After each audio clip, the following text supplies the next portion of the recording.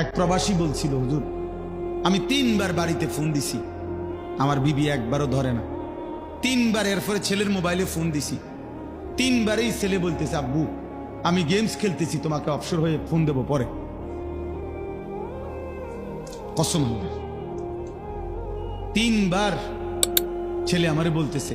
তৃতীয়বারের পরে উনি বলতেছেন, আমি যখন আবার ফোন দিছি আমার ছেলে আমার একটা ধমক দিছে, হুজুর বললাম না তোমাকে খেলতেছি গেমস, বলছি না তোমাকে অবসর হলে ফ্রি হলে ফোন দেব, বারবার ফোন করতেছো কেন?